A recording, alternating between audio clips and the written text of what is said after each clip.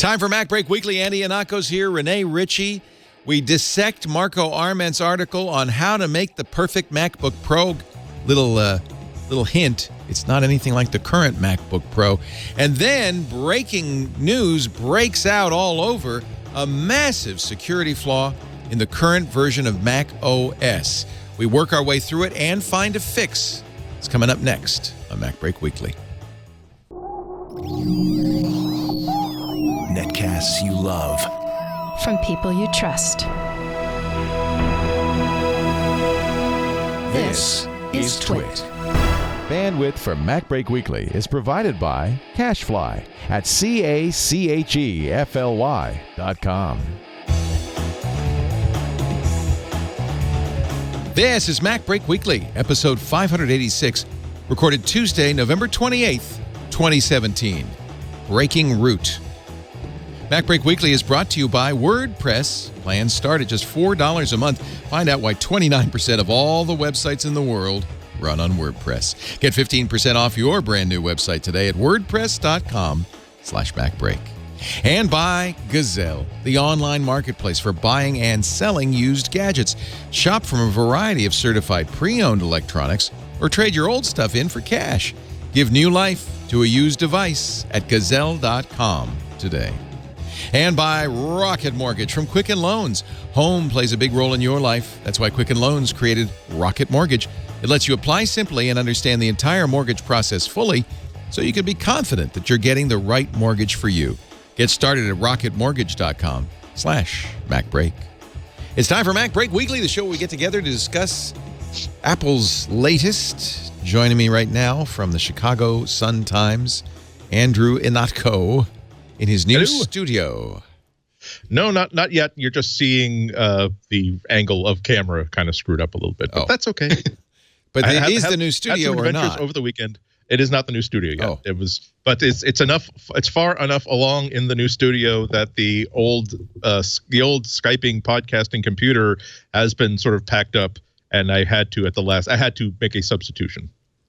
So as a result, a lot of things I don't want to scare you, but there's a lot of things I've never done before in the you're hardware. doing right now. let's just be happy that I'm getting video and audio. It's working. It's working. And leave it at that. Also with us from the iMore family of blogs, the Mobile Nation's family of blogs, including iMore.com, Renee Ritchie. He's wearing his Apple toque. Yeah, it's up to a balmy 0 degrees here, Leo. Wow. So I'm impressed that Apple makes toques. They used to. This is from the old Infinite Loop store. Now I have an open radar with them because expected behavior is toques, and I'm just not seeing them anymore, toques and hoodies. But I wanted to say, it feels like a period of transition. I sold this place that I'm in now. I sold this on Friday. It was like Black Friday. Congratulations. You sold your home on Black Friday? I did. I didn't give them a discount, though. Oh, good. Well, no, they asked me for a really small reduction, like in a couple $100 reduction. Okay. And I thought it was so weird. I offered them pie. Like, I'll give you $100 worth of pie instead. No, like the mathematical pie. I did like the Google Rockstar bill code ideally, and they accepted it. I thought cherry pie. So you said here's $314.95. Yeah. 50, yeah, whatever it was, yeah, and $341.19. Wow, they were okay with it. So yeah, so I'm gonna have to remodel. I'm gonna have to talk to you and Andy and Alex about remodeling Podcast Studio. Nice. 6,000. When's moving day? Not until January. No one wanted to move over the holiday. No. Except Georgia. I helped Georgia move this weekend, so no one but Georgia wanted to move over the holiday. Do you have the new place yet? I don't. I can't multitask, Leo. So I was determined to sell this place, get it done, and then start looking. Well, the clock is ticking. I know. So, if you hear of anything, let me know. I tweeted an article a couple of days ago that got more comments, more back and forth on Twitter than perhaps anything I've ever tweeted. And it is a fairly controversial article, but I thought we'd bring it up. It's from Quartz, Steve Blank. His headline is probably more annoying than the rest of the article. Steve Jobs' worst decision was promoting Tim Cook. Oh, that's kind of mean. Doesn't send Apple number 374 in the series. Most of the article seems to be about Steve Ballmer, actually, and why, despite the fact that he, doubled profits, tripled sales at Microsoft, He was considered a failed leader, mostly because he missed all of the, he maintained the fiefdom, Microsoft's dominance in operating systems, but he missed mobile search. He missed mobile. He missed the cloud. And as a result, his successor, Satya Nadella, had to really work hard to play catch up and has done, to his credit, a very good job. And I think, if you take off the Steve Ballmer stuff, Steve Blank's point in this article is that there's two kinds of CEOs. There are operations guys who keep the trains running on time. They keep things working. They continue to build value. They continue to, build the company. And then there's the visionary. Of course, Steve Jobs is the king of visionaries. And Tim Cook is an operations guy, but not so much a visionary. Agree or disagree? Discuss, class. I don't know. These articles. Go ahead, Andy. I think it's okay for there to be an operations guy at the very, very head, because that means that the people below you who can be the visionaries, who can be the let's make a banana-shaped laptop computer, let's do an operating system that's all based on round pixels. It's okay, so you can let those birds fly free throughout the campus, and then at the head there's an operations guy that will say that there is no way we could ramp up production on screens with round pixels. There's no way we can supply it. There's no way we can manufacture it. At the end of the day, it becomes any company is about taking ideas and putting them in the hands of actual people. So long as the operations guy isn't saying that I don't understand this idea and therefore we can't do it, so long as he's the person saying this is a great idea, but we can't do it for 3 years to make sure that we can actually build enough, we can actually do this correctly, and we won't have to reject one out of every 3 panels that we buy with this strange banana shape. I think it's okay. And also, we can have lots of debates. We certainly have had lots of debates about whether Apple is being daring and innovative enough. However, you can't deny that they are hands down making products that people like and people will line up to buy. So I find it hard to find failure in his tenure so far. We should mention this was originally an article in the Harvard Business Review.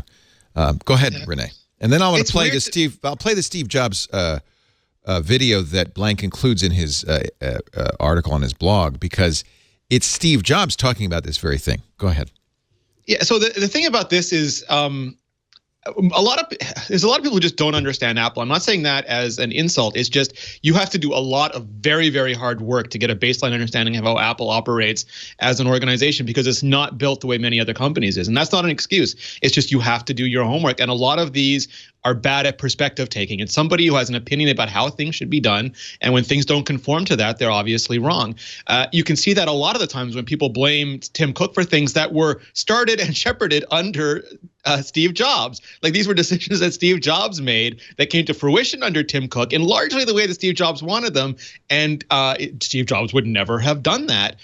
The nice thing about this is there is no other Steve Jobs. We've heard Jeff Bezos called Steve Jobs, but he made the Fire Phone. We've heard most recently Evan Spangler called Steve Jobs, and he made the Spectacle. I mean, everyone is quick to anoint a new Steve Jobs, but there really isn't one. And there was certainly nobody at Apple who had product vision who also wanted to run the company. Steve Jobs wanted to run Apple because he believed the best way to be a product visionary was to make every decision himself. And a lot of other people just don't want to do that. They want the freedom, like Johnny Ives, to be able to go and build a building for a year or 2 years and not have to worry about the day-to-day running of a company. And that's just not anyone at Apple right now. So you have Tim Cook, who's the person, famously, Steve Jobs thought of the iPad. Tim Cook got it so they could sell it for $500. And that's the person you have running the company. And to Andy's point, that allows everyone else, from Johnny Ive to Phil Schiller to the hardware and software teams, to dream all the dreams they want because they know the bottom line is taken care of. And these articles are always just stupefying to me because I read them and my eyes literally cannot roll hard enough. Yeah, I'm not sure I fully agree with you or disagree with him, because there's no question Tim is a different kind of manager. And I guess to your point, Andy, maybe that the Johnny Ive was supposed to take that role as visionary. So maybe you blame Johnny Ive for not. I mean, and I have to say, I mean, Johnny has a particular point of view that has served Apple, but may not serve it in the future. It's hard for me to. It's always a blessing and a curse. Your culture is always a blessing and a curse. Here's the Steve. Let me just play this. People get confused. Companies get confused when they start getting bigger. they want to replicate their initial success. And a lot of them think, well, somehow there's some magic in the process of how that success was created. So they start to try to institutionalize process across the company. And before very long, people get very confused that the process is the content. And that's ultimately the downfall of IBM. IBM has the best process people in the world. They just forgot about the content. And that's what happened a little bit at Apple, too. We had a lot of people who were great at management process. They just didn't have a clue as to the content. And in my career, I found that the best people, are the ones that really understand the content, and they're a pain in the butt to manage, But you put up with it because they're so great at the content. And that's what makes great products. It's not process, it's content. So what do you think? So I think that's actually, I really liked that quote from Steve Jobs. It's funny because it sounds like Apple went through this in the very early days when the success, and I bet they did with the success of the Apple II. And then he made Apple University. He turned around and made Apple University. Well, but what also happens is Steve celebrated and understood destruction. He celebrated chaos. He created quite a bit of his own chaos. Ask Scully. Ask anybody he had a response and to. Any good CEO. Well, I don't know it depends on the measure of good, but many CEOs consider that to be a bad thing and want to push that out. Well, it's first of all you have to understand. I when I listen to that, I also think about the context of what the time at Apple he was talking about that sort of stuff. He was talking about a time when really the kind of boring computers he was talking about were Apple's life's blood. Apple was still making all of its money off of the Apple IIe, and it was an industry leader. It was where all the action was happening. When they launched Macintosh, it was a colossal failure financially for a number of years. He went off and started Next, and that was a colossal failure until they were bought out by Apple. All the ideas were good, but those ideas had not proven themselves to be a good business at that time. So I would just have it just reminds us all to think about how you really do have to maintain a sort of a yin and a yang to be a good CEO. I think the best ones will have one foot in that sort of, well, what if we do this? And isn't this an interesting idea? And well, there's no market for this, but this is a great idea and we need to explore it. And also, here is what people are buying. Here is what people are buying: wheat bread. And we can start making some sort of weird liver-flavored ciabatta because we think that that's innovative and that's new. But meanwhile, people are lining up to buy wheat bread. So maybe we should try to have a line of breads that have the weird stuff, but also address what people actually want and they think they need.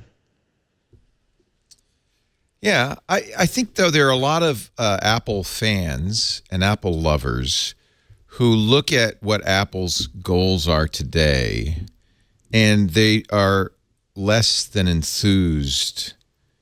I think from the inside, it's probably horrible to have the chaos, but from the outside, we'd like to see the product of the chaos, maybe. Also, your memories, like now is always painful and the past is always rosy.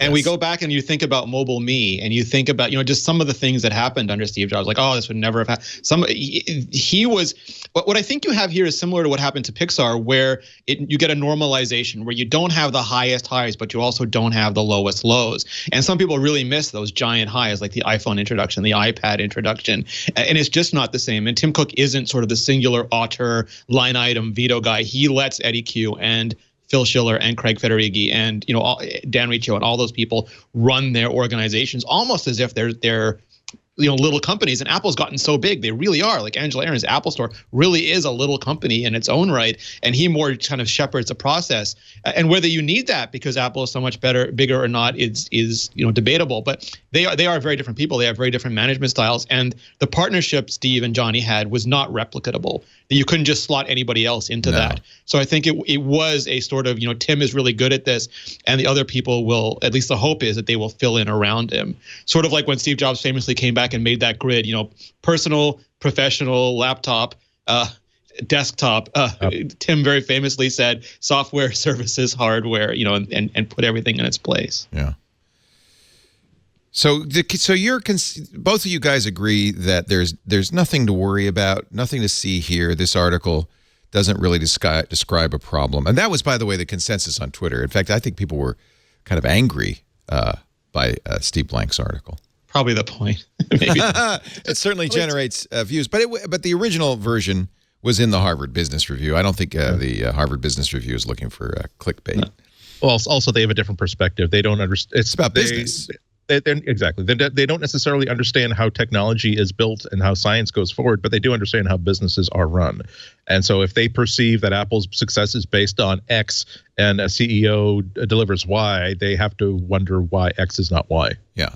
In fact, Blank's original article, which was a year old, appeared last year, October 2016. The original title was "Why Visionary CEOs Never Have Visionary Successors," which is a very different and much less link-baity. It's hard enough to have one. I mean, the idea of that. Well, I think that's AirPods. I mean, AirPods came out, and that's a really Apple product, and that came out entirely under Tim Cook. But that was my takeaway of it. There's only one Steve Jobs. Yeah. I mean, the likelihood of a second Steve Jobs is pretty low. And by the way, and this is Blank points this out as well, had that person been working at Apple under Steve Jobs, he would have been fired. Because you can't have two. Steve Jobs didn't want to go work for IBM. He wanted to make his own trail, and the next Steve Jobs probably wants to do his own thing too. Exactly. So it'd be like, you want to come work for Apple? No thanks. I'm busy inventing space radar. I have that same problem here. I'm trying to find my successor. Nobody who wants to do this wants to work for me. That would be dumb. That would be dopey. You need to send out 7 golden tickets to all the podcast downloads. What'll end up happening with Twit is it'll go away when I go away because you'll be an AI, Leo. You will impart yourself. Well, I would AI. like to do that. I'm crossing my fingers that can happen by the time I head off. Lisa will walk in. She'll say, "Hey, Leo," and the whole show will begin. Push the button. But that's one thing. I mean, this isn't not a publicly held company with shareholders and an ongoing. It doesn't need to be an ongoing concern. And when the time comes, and in the normal court, I mean, it kind of, if Apple weren't a publicly held company, it didn't have all these, all this market share, blah blah blah. It could reasonably have said, "Well, Steve's gone. It was nice. Let's pack it up and we're giving the money back to Michael Dell. We're done." And and just good luck. Good luck. And maybe it should have. I don't know. You're right. There have been products since Steve left, including the Apple Watch, which I think, despite my negative points of view over time, has gotten better and better. And it is at this point. We'd be poorer for it, I think, if Apple wasn't still at this point. There's a well, we certainly would. Although it isn't the Apple, the scrappy Apple that challenged IBM, that challenged Microsoft, now they've switched roles. There's no need to be scrappy when you're the largest technology company in the world. Ruthless. I mean, you look at Microsoft, you look at BlackBerry, you look at Palm, former Titans. You can be on top. It doesn't mean it's permanent. So you should always keep that. It's that Muhammad Ali thing. After he got knocked out, that's when you have the true champion has to come out. Wouldn't Google? I mean, you can be nostalgic about the early days of Google with Sergey and Larry running the show, or the early. I mean, you can do that with almost any tech company. Sundar is phenomenal, but you're right. It's not the founders anymore. Exactly. Yeah, the only thing I'm concerned about is that Apple becoming sort of a monoculture, where that is one of their biggest assets, that they do think as one organism, so that they can focus all of their energies in directions that in the same directions.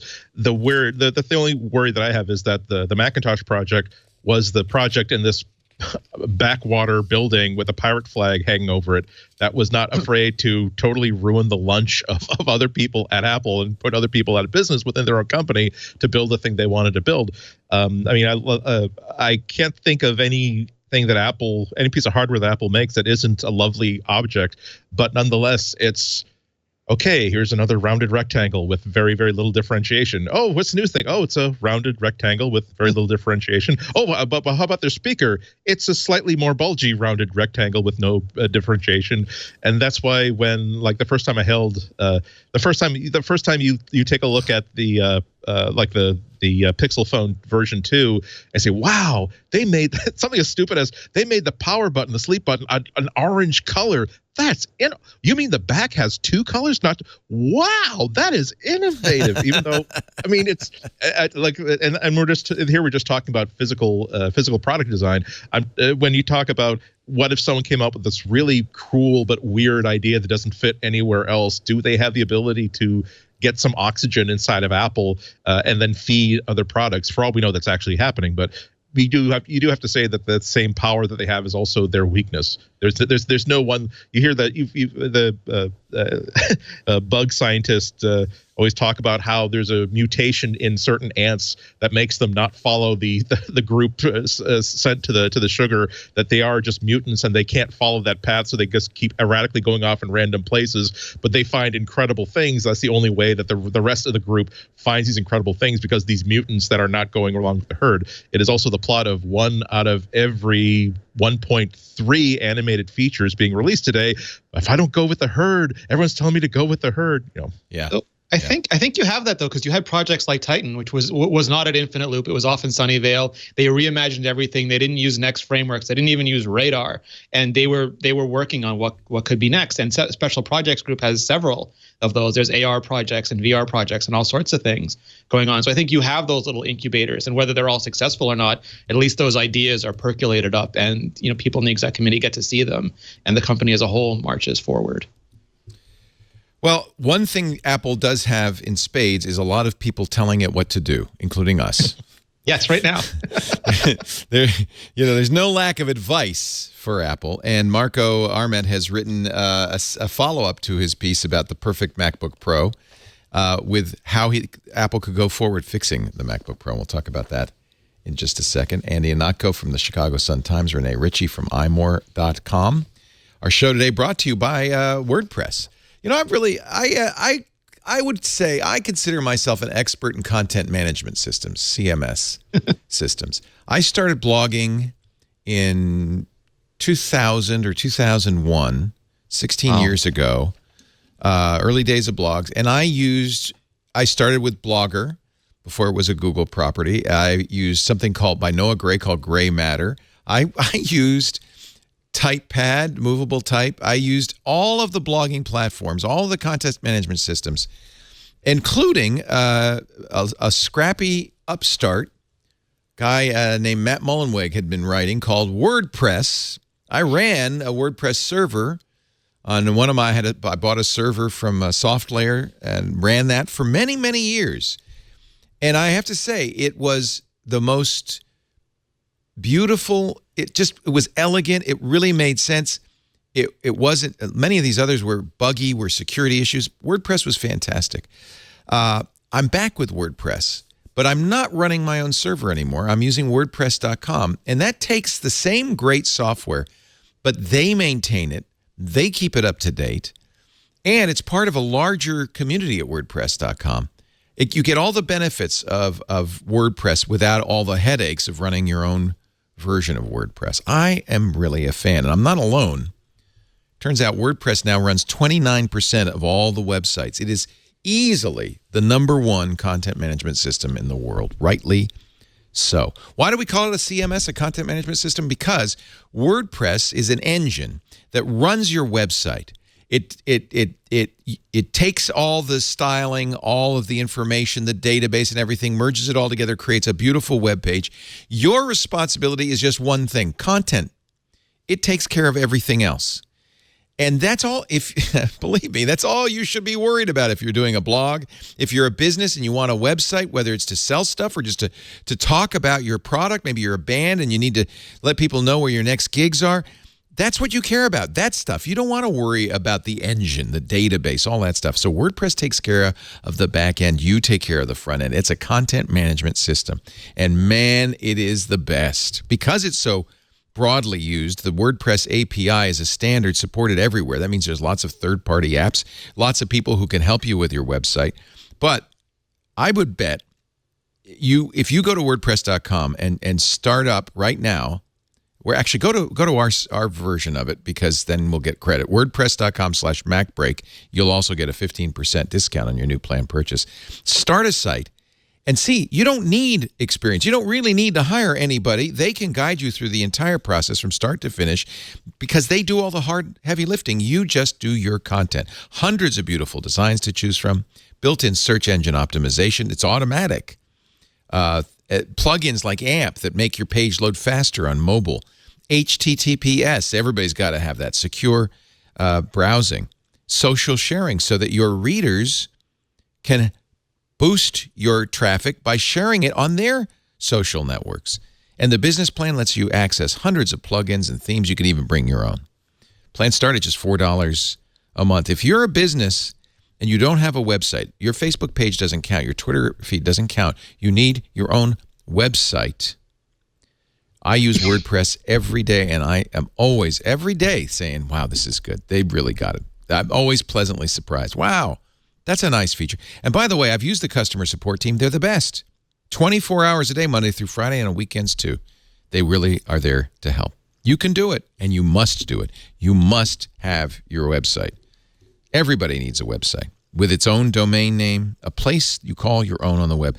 If you don't make it for yourself, somebody might make it for you, and that's not a good thing. Get started today. 15% off any new plan purchase at wordpress.com/MacBreak. WordPress.com/MacBreak. Find out why 29% of the entire internet runs on WordPress. MacBreak Weekly, we're talking about Apple. We're talking about the Mac. We're talking about Marco Arment. Now, Marco's very well known. Got his start at Tumblr. By the way, did you see David Karp, the founder of Tumblr? He said, after thinking about it for a few months, you know what he was thinking about? December 31st, December 31st, December 31st. Because, of course, Yahoo bought him in 2013. Yep. And I guarantee you, he was locked in for those handcuffs were made of gold. 4 exact years. and yeah, I've been thinking about it for months. He's been thinking about December 31st. Just let it get here fast. So he quit Tumblr. Marco had quit a long time ago, but made some money on Tumblr and then did a lot of other great things, and including, by the way, a really good blog. Instapaper. He did Instapaper first, and then he did it's doing Overcast. The magazine. Yeah. Magazine was neat. That kind of didn't. He sold it to Glenn Fleischman, and then I think Glenn Fleischman ended it a year or so I think it was expensive, wasn't it? Isn't that the issue? It's hard to do. It's hard to do that business. Yeah. They paid authors well. They took a lot of time on design. It was a very well crafted product. Yeah, that was their mistake. But the thing is, they left behind something beautiful that people are going to want to keep taking a look at, as opposed to a website. What was the News.org website that was the Daily? I think they called it, where no one is thinking about it or talking about it. So yeah, no, I know what you're saying. Well done. Oh yeah, what happened to that? The Daily. I remember that. That was the one they hired 100 journalists. Murdoch took it out. Murdoch put it out of its misery. So Marco is still around. He's a regular blogger. We talked about his post. Was it last week? That I think we talked about it of the best Mac laptop, which is still on the site. Came this close to buying it. The 15-inch MacBook minus Touch Bar. So I guess somebody said, "Well, Marco, okay, you're so smart. What should the next MacBook Pro do?" And he's got a new post went up on the 24th, fixing the MacBook Pro. I like a lot of this. Yeah, I know Andy will like the first part. Get rid of the freaking I don't know, butterfly because switches. he suggests using the Magic Keyboard, and I really like the Magic Keyboard, but we've established that I like almost every keyboard. So yeah, you're the wrong what guy. Andy thinks about the I'm not even Keyboard. that crazy about the Magic Keyboard. The travel on that's pretty short as well. It's better, though, certainly than the butterfly keys. He says, go back to scissor key switches. I agree with that instead of the butterfly keys. They feel a little wobbly, right? But they give you more tactile. The point is tactile. The Magic Keyboard doesn't. The Magic Keyboard does not feel as wobbly to me as the old Mac. Yeah, no, I agree. I use a Lenovo ThinkPad that has lots of key travel. It feels like an old-fashioned keyboard. It doesn't have the click. I can live without the click, but it's great to type on. I use an IBM Selectric. I wired it right into That would be the way. So, Andy, so you told me, and I bought it, and I agree with you, the DOS keyboard, I think, was your favorite? Yeah, as a matter of fact, I've got the only times I don't use this keyboard are when I'm podcasting because it's way too loud. But it is, oh my goodness, it is luxury. It is luxury. I bought one. Or is that the Code keyboard? Which one is that? Is that DOS keyboard? I think this is a I'm sorry. No, this is a Code keyboard. My apologies. I looked like a Code, and I love my Code keyboard. Now, one of the things about Code is they use the Cherry, as the DOS keyboard does, Cherry switches. But the DOS keyboard, I think, is Cherry Brown, which is not clicky at all. I think, but with a lot of these, you can actually choose. As a matter of, I don't have it near the desk, but before I bought this, because it's a $150 keyboard, you can buy for $10 like a flight, literally like a flight of keys, where it's just 1, 2, 3, 4 keys on a board that has each the cherry red, the cherry brown, the cherry black, the cherry blue, and a set of different like elastomer bands you can put underneath it, so that you can actually test out the feel of each one and say, yes, I think I will have the cherry brown switch, but I want you to put like the white elastomer bands on the underneath it for the key pressure switch and for the bounce that I want. If you're at all particular, but basically, I mean, I think that anything could be better than both the Magic Keyboard and the keyboard that's on the MacBook Pro. We've been through this 100 times, but I'll just repeat that. It is so hard for me to give up this Lenovo ThinkPad that I bought again on a lark because it was cheap, and I just wanted to have one in my library of hardware, because everything about it is full of creature comforts and things that don't feel like a pain in the butt. And this keyboard is, again, it's not like a 1989 brand transportable compact with a huge like marshmallow like switches. It's just thick enough with enough of key travel to make you feel like you're actually typing on something other than a slice of processed American cheese. Do you remember which switches you got on your Code keyboard? I think they were brown, and I don't think I put in. So the any brown doesn't click. Brown is a little bit quieter. Yeah, blue, it's not that quiet. Yeah. But this is codekeyboards.com. It's funny because I bought the DOS keyboard. One thing I like that you recommended on the DOS keyboard, it has media controls on it, but so you can turn the volume up and all that stuff. But I have now 2 Code keyboards, one at home and one at work, because I love the Code keyboard. It's just simple. There's no number key. I'm not a accountant. Exactly. I don't need a number keypad. It's compact. This is called a plus. I think it's called the +10 configuration, where it has a separate keypad, which means it has separate page up, page down keys. It does have a row of function keys, but it doesn't have like the Saratoga aircraft carrier style flight deck of extra keys. But it's and if you're an Emacs user, you'll love the fact that you can hit 9 keys simultaneously. You can chord like crazy on this thing. Just last month, my freshman comp sci professor at RPI told me that I still had an APL project that I didn't come in for. It's perfect for that. So it has you can make a switch to APL. But what the things I'm getting at it though, here is another one of my favorite keyboards, and this is like the old like Apple keyboard. It's not bad. It's not bad. It's actually, I mean, basically what they did was they took their MacBook keyboard style at the time and simply made it portable, which is okay because these were actually very, again, not as luxurious as hold up your Code keyboard next to that. The difference there is key travel. So you could see the thinness of that Apple keyboard means that the keys can only move a few millimeters. The Code keyboard, the keys moving like a quarter of an inch. I mean, it's going. And you might worry and think that, oh well, gosh, isn't that going to tire up my fingers? Well, no, it doesn't. It's different. The opposite. It's why when people said, oh, the only reason why you think that the new MacBook keyboard is garbage is because you're just too used to your old one. And I had to say, excuse me, I switched between this Code keyboard and this old Mac keyboard and this Logitech keyboard and the keyboard cover. That's a god-awful keyboard. Look at that one with round keys. That looks terrible. Yeah, I don't. Yeah, it's. I bought this on my way to getting the Logitech K811, which I think is the best transportable keyboard you can get. Yeah, but that's different. If you're looking for portable, that's different. It has a really good feel to it. Yeah. And I also think that the Logitech K811, even though it's small enough that I can actually just transport it around, tossed in my backpack, it would be probably amongst my top 3 or 4 most comfortable keyboards I have in the office. I would have no problem doing a day's work on that thing. What makes a keyboard comfortable for you, Andy? For me, you just have to have some sort of positive feedback on your fingers so that I don't have to keep looking down to see where my fingers are placed. I need some sort of tactile feedback that says that, yes, you have pressed down hard enough and far enough, and now you can move on to the next key.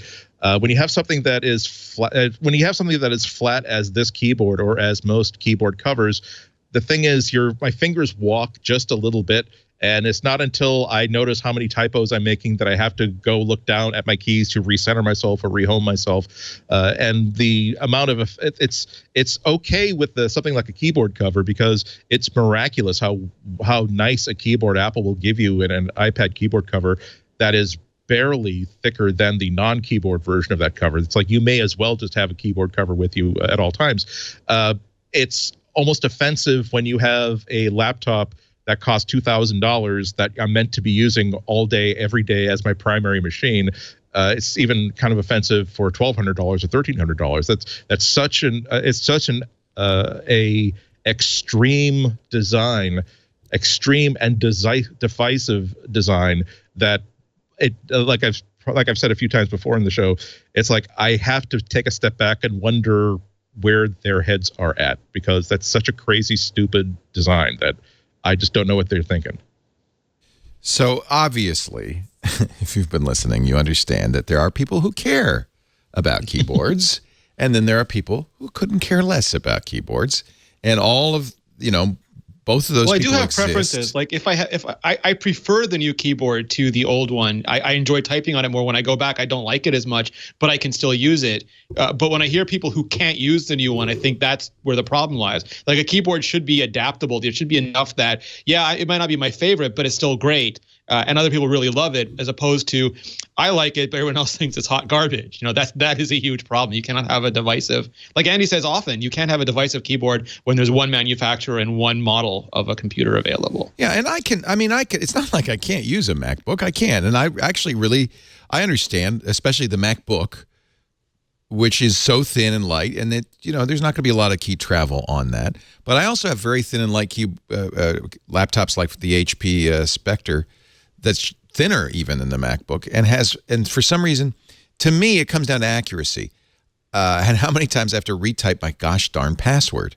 And on the MacBook, I have to I guaranteed it's like tennis, where you try an ace first, but you hit the net. Then the second time, you're going to carefully hit it so it goes over the net. That's kind of how it is with me entering passwords on the MacBook. I'm trying to do it fast, but I inevitably screw up, and then I have to go, Whereas something like the Code keyboard with more travel, more tactile feel, I agree with you, Andy. Somehow it makes it more accurate. I'm not sure why. Yeah. And I also think, Renee, you may be right. It could just be I'm just used to a certain style. I'm an old school kind of guy. The really sweet thing about these Code keyboards is dip switches on the back that let you make a Mac layout or a Windows layout, let you use Dvorak if you want, or was it Colmac? There's other keyboard layouts as well as QWERTY. You can even, and this is the main reason I love it. I know you can do this in software, but you can in hardware use a dip switch to disable caps lock to make it a control key, which is what it ought to be. Whose idea was it to put the caps lock? When MacBooks just have a glass surface with a texture mapping digital surface, we'll all be fine, because the keyboard can look like anything, and your fingers will just think that they're keys. Is where we're headed, and it's one of the reasons I understand the touch bar now, having read that interview with Johnny Ive, who said the thing about software that's so great is it can be anything. Yeah, and so that's where kind of like the iPhone 10 is an example of that. Steve said that. Remember when Steve introduced the iPhone, he said the problem with them are all in the lower 40 because the keys don't change, and it's like if you add a new feature, you can't ship a new key.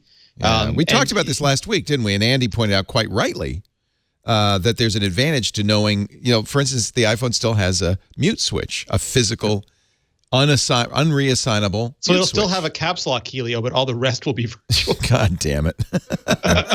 Well, see, again, Apple has its strengths and weaknesses. One of its weaknesses is that there is a culture of arrogance that can come into play, and saying we know better than the user does. And oftentimes they do, but sometimes they say that the thing is, believe me, once we get rid of all the vowels on your keyboard, you'll get used to it. People very rarely use. You really should be using Siri for typing anyway. We've given you something better than a keyboard. You're welcome. Well, we've gone on too long. I didn't mean to. It's because we're talking about Marcos. No, but there are a lot of very good points in his article. Well, let's continue on. Ironically, let's go back to the Model 100 with the. That's a good keyboard. Where is your Apple Extended 2, Andy? Come on, just whip it out. Ironically, what's so weird is during this discussion, this crap Microsoft wireless keyboard died on me. And I'm trying to go back. Seppuku, Leo. It said, no, you don't like me. And I just had John put new batteries in it. That didn't fix. Can you bring me just a plug-in? I don't like wireless. It heard always. the comments about Steve Ballmer and it just would not have it. So Marco starts with, and I'll get back to it as soon as I can. Turns out without a keyboard, you're pretty much used to be. Well, he talks about USB-C. If only your computer had a touchscreen. Yeah, well, that's right. There you go. Now we'll go back here. Okay, to Marco. Thank you, Andy. I did turn on the tablet mode. I seem to have lost everything. Okay, no more Windows. Let's go back to the Mac. What is going on? I've lost all control. I can't even do the touch. I think I need to reboot. See, now's the time for me to tell you that the big change that I made for this session is that this is the first time I'm Skyping into MacBreak Weekly on the ThinkPad. Oh, he's using a Lenovo. Because the MacBook has a bad battery. It has to go to Apple to be fixed. And I finally got around to actually doing so. Are you recording it in Audition, in Adobe Audition? Is that what's happening? You know what? I love my ThinkPads. I like my X1 Carbon Yoga so much. I bought a T470. These are the greatest laptops ever. All Marco really had to write is just put macOS on a ThinkPad and we'll all be happy. Anyway, moving on. He mentions the keyboard. He says the Magic Keyboard only needs one change to be perfect for the MacBook Pro, reverting to the inverted T arrow key arrangement, which you have on your Lenovo, by making the left and right arrow keys half height again, which I disagree with. I like full height. But, okay. Oh, because you can align your fingers by feeling the T shape. That's actually true, but doesn't need half height keys for that. Great first-party USB-C hubs. Apple doesn't make a USB-C well, and they don't even put they put a 3.5 millimeter adapter in the iPhone box because they knew that change is hard, and they didn't bother to put a USB-A adapter in the MacBook box, and change is equally hard. Yes, with USB-C. So I use the Otherworld computing dock, which I really like. That's Thunderbolt 3 to that, so it can drive a Thunderbolt 3 device. It can drive multiple monitors. It has Type A, USB 3.1 connectors, several of them. It has a full-size HDMI. It has Ethernet. It's not portable, but when you sit down with your MacBook and you dock it, that is very nice. Recommend the thing is, that. you should never unbox something and not be able to use it with your system. And that's just one of those things where, like with the iPhone, you can't use your headphones. Yes, you can. There's an adapter. Oh, you can't plug in your webcam or your mic. Yes, you can. There should be an adapter. Well, we sent, it's funny, I can't remember who it was, but we sent a USB Type A connected headset, as we often do, to future guests. And the guy, I can't remember who it was, didn't use it. He said, well, I have a MacBook. I can't. Yeah, and that's that's something that Apple should solve for. I said, there's adapters. Yeah. I can't. That is part of it. It's galling after you spent $2,000 for a laptop. That, oh, by the way, here's an extra $60 for the USB-C adapter. Here's an extra amount of money for this and that and the other. It's galling. It feels like you have enough money. I don't know how much money you're making off of each one of these MacBooks. It is enough that you can bulk buy and have manufactured a bunch of USB to USB-C adapters and give me one. Give me it's. Web5794 says in the chat room, if they shipped an adapter, the transition to USB-C would never happen. So people need to accept the transition and move forward. No, because you lose a dongle and you have to buy more dongles. So all it does is make the transition less of a brick wall and more of a speed bump.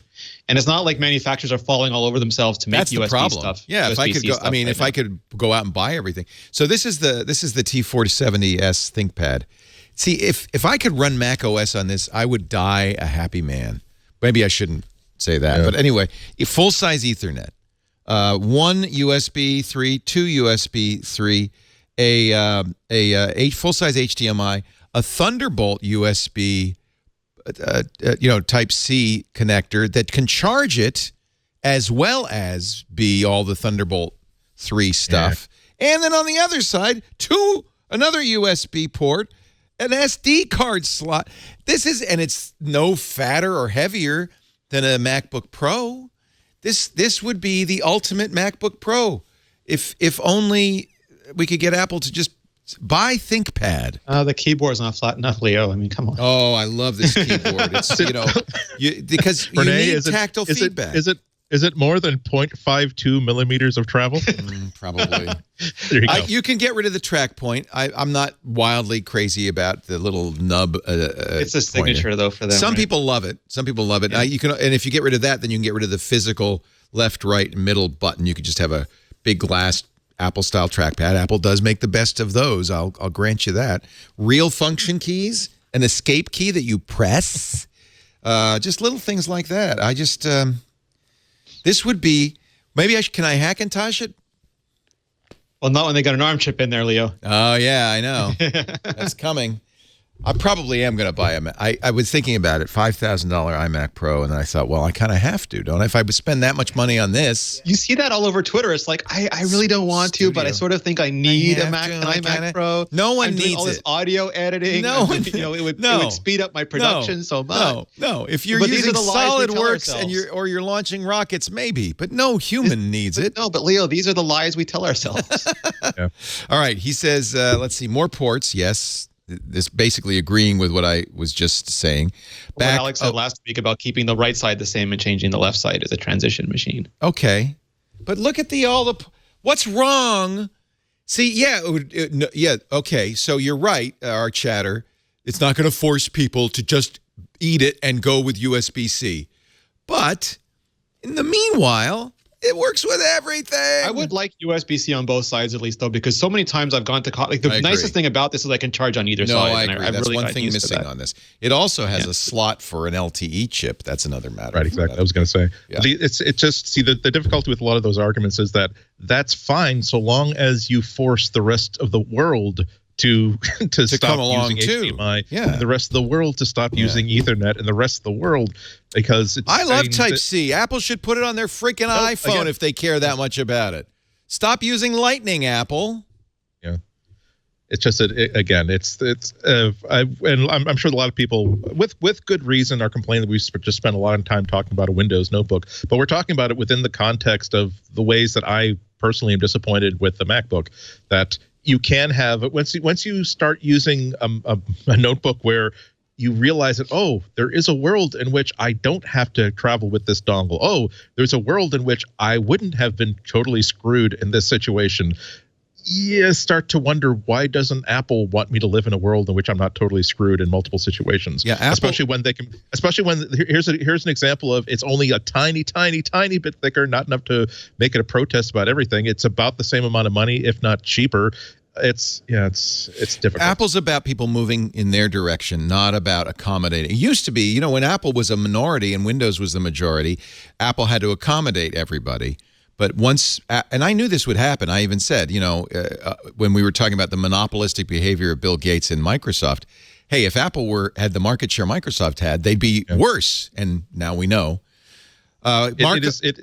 It is all about skating to where the puck is going to be, but the flip side of that is that you're forcing everybody to go to where you are with the puck as opposed to going where they want to go. There's an advantage to that, and I'm glad that exists. Oh, shut up. It's such there's USB-C is also problematic because USB-C and Lightning and Thunderbolt 3 look the same, but the ports aren't the same. Not all USB-C ports are Thunderbolt 3. Not all USB-C cables are Thunderbolt 3. How about this? I got one for you. So I have an HTC phone that I have two phones without a headphone jack. The new Pixel 2 from Google and an HTC U11.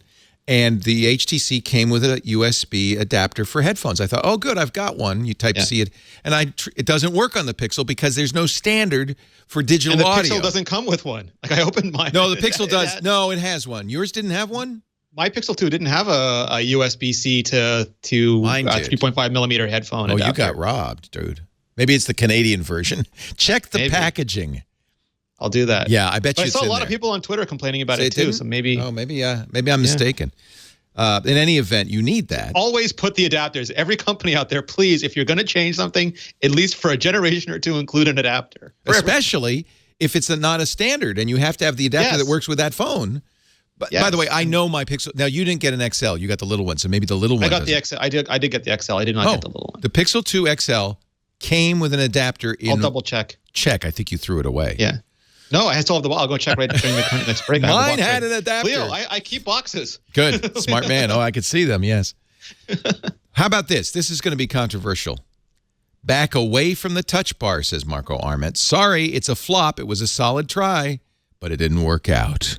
No shame in that, but Apple needs to recognize it and move on. See, this, I think there's a third option, because some people say keep it, some people say ditch it. Steve Aquino, who's a really popular accessibility blogger, was saying how important it is for him because it made the keyboard. He just can't do a lot of things with the keyboard, and it that's made the awesome. Mac more You're accessible. right. Yeah, totally. But the third option is just make it better. I mean, like put Force Touch in it and work on the idea. Maybe give it a generation of improvements or two, and then decide whether it's pass fail. I agree with Marco that keep Touch ID and keep the secure enclave. But I don't find it useful to have. The screen is a bonus. It's a bonus. Okay, you can leave it in. It probably costs $100 or something. But the problem with it is you can't touch type and have to look down at a screen that never is the same. Yes, that's that example of software is more flexible than physical, but it's not as useful. And for it's a touch divisive typist. because some people just never use the function keys, or they only use them for brightness, and they saw no point in it. So they don't need and it. some people who are video or audio editors love it because they can scrub through it. So it's one of those things that's highly divisive. Depends how you use it. And it depends on how much. And I don't know what Apple's stats are on usage for it either. Yeah, they may know better. Go ahead, Andy. Sorry. I just think that the problem, it's a much bigger problem than that. I think that Apple put it in without deciding what it means, what it should do, what it should represent. So as a result, it's just a second screen that adds clutter and removes something that people find useful. It has the same. I think it has much the same problems as the first generation of the Apple Watch software. We know that we want to have a tiny little screen on someone's wrist. We know it. We want it to interact with the phone in some way. We have no idea what the relationship should be between that watch and the phone, and the watch and the user. Even a year later, I don't think that there is any consistent message on here is what the touch bar is for. And here is why we took away here's why it replaces a row of function keys. There is no common sense to its implementation, and the only things that are interesting about how it's being used are when people decide to do a Knight Rider flashing strobe effect on it, or decide to a version of Doom that runs entirely in that little bar. I mean, if the next version they decided to make it just 1/3 the width of the keyboard, they will put hardware function keys to the left and the right, and keeping a space for Touch ID. And they simply said this is the Siri bar. This will always be a place where Siri owns this real estate. Siri will be talking to you through this spot, so that when it needs to remind you of an upcoming appointment, instead of necessarily interrupting you, it will just simply give a piece of advice you might need right here at the time when you need to use it, and give you actionable buttons that will not distract you from whatever user interface you're focused on the main screen. That's the sort of stuff I'm talking about, where it has to have a reason, it has to have a point of view. As it is, it's just a thing they decided, wouldn't that look cool? We could just sort of stick it right there. Great, let's ship it. I know, and of course I know they went through a lot more thought than that, but from the point of view of someone who can only see the finished product, it looks like freshman design student asked as a midterm project, redesign the MacBook Pro, thinking, wouldn't it be awesome if we put another screen above the keyboard? It does feel like a fan design, doesn't it? A little bit. Yeah, looks like a sticker. Yeah. Anyway, I mean, going on, the rest of it is less important, although I think, the points are well taken. A nicer charger. He says, put the light back on, the charging or those cable. little horns that you could wrap things around. And, or the biggest and a thing little, for me is the cable extension management. cord.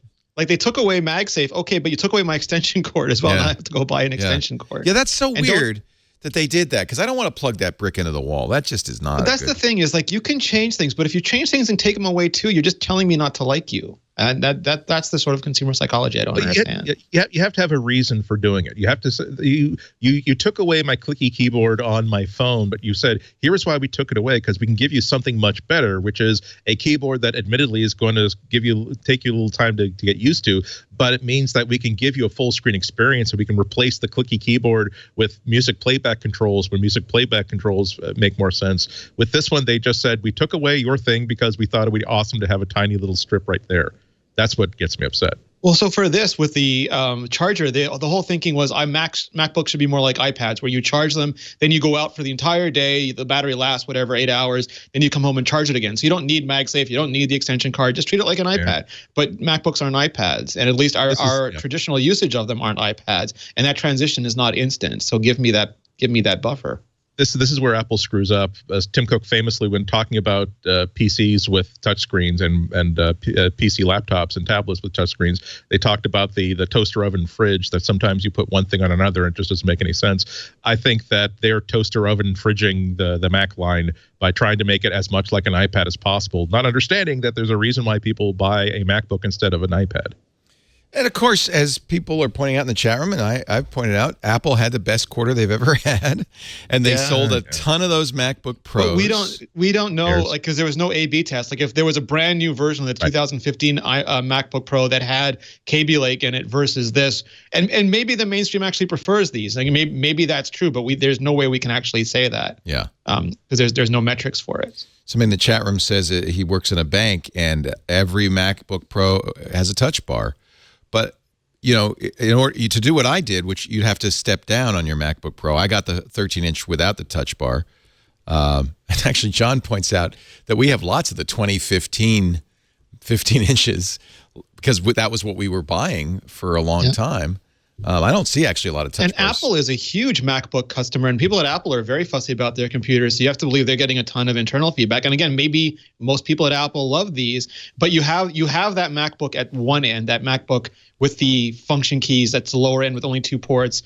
But there's nothing at the high end. There's nothing for people who want, even though it's not power efficient, people are like, I sit at my desk and I just want to move it once in a while. The Alex Lindsay's that have, here's better, more RAM, better graphics. Even if you don't sell a lot, it's inspirational, it's aspirational, like the Mac Pro. You got to have that Lamborghini at the top for the 10 people who want to buy it, fine, but it makes a statement in your product line.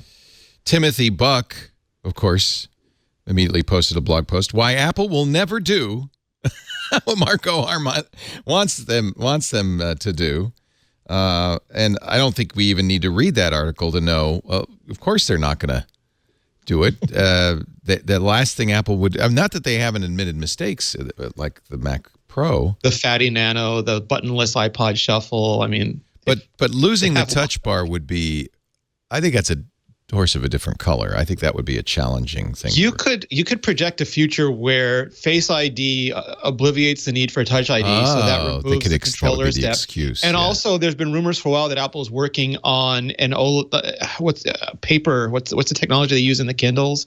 I forget the display. E-ink. Yeah, e-ink keys that could actually be dynamically re-lettered as they go through, and that would give them an excuse to rev the. You can find an excuse for anything, Leo. Yeah, that's true. I repeat, courage. It's courage. Well, but yeah, that would be interesting. It would be super interesting if they did something like e-ink on the cover of the MacBook. That would always tell you, here's what your battery status is, or here is, we know that there is the technology so that it can keep aware of incoming messages and incoming status things without alerting the entire system to light back up again. To simply, as you're carrying it, to not just simply give you Instagram alerts, but to tell you that just to tell you that, okay, your battery's at 20%. Yes, you do need to take. You're only going to the coffee shop for a couple hours, but you do need to take a charger today. Stuff like that. That would be interesting. Or even I still miss the idea. Actually, that's one thing I still super miss: the ability to simply answer the question, "Do I need to take my charger today, or do I not?" And it kind of bums me out that they did a really cool, very simple, subtle way of having a battery indicator on the edge of the MacBook, but they decided, nope, that gives some people joy. We must eradicate it. We are the joy killers of Apple. So he actually, Timothy actually goes through piece by piece. And by the way, we should point out, as he does, the butterfly switches, those new switches, have had some reliability issues. You don't want to get any dust in there, but he says it's 40% thinner, it's more stable. I don't know if I agree with that. Those Code Key keyboards have a steel plate behind the keys, which is about as stable as you can get. Well, they just mean that they don't wiggle, like there's no wobble on the actual key surface itself. Which I don't know what's wrong with that. I mean, we're talking typists need tactile feedback. Well, they want it to be up and down feedback and not on almost like on an axis feed. I mean, and some people might want that, but what Apple's design goal was to keep the keys flat and not let them move. Yeah, that's what they on off angle. They pitched. Yeah. Maybe it'd be enough just to have a longer throw. I don't know.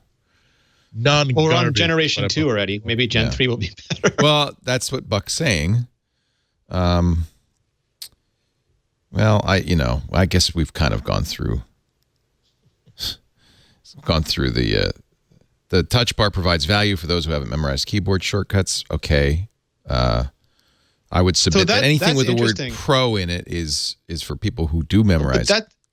So those are the two issues that sort of you hit on straight here, is that there are people who are traditional Mac users who know all this. They've been using keyboard shortcuts for 10 years and it's not a problem for them. But then you have the massive halo market of people coming from iPad and iPhone, which is way bigger. It's not hundreds of thousands or millions. It's tens of millions to hundreds of millions. But maybe this should have been the Air Pro or something and not the MacBook Pro. And it should have had affordances more towards the mainstream while you kept a line that was for the traditional Pro market. Well, it is the MacBook Air Pro. They just didn't call it that. And once again, we get into the issue of what is the purpose of the touch bar? What is it there to represent? What does it mean? And I personally have not been able to come up with an answer to why are you putting this button on the screen above the keyboard when you could also you could instead put it on the actual screen itself where it's more visible and where I can act on it without having to take my hands off of the key.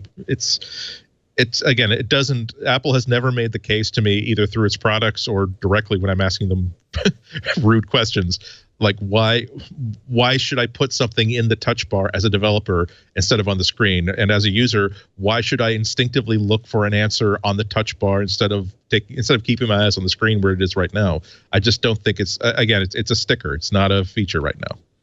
So Renee wrote a great article. It actually was part of the Vector podcast. So listen to his Vector podcast, the most divisive MacBook Pro ever, in which he went through all of this. But I kind of wanted to do a reprise. And I have to say, I agree with your final conclusion, which is merely this is the most divisive MacBook Pro ever.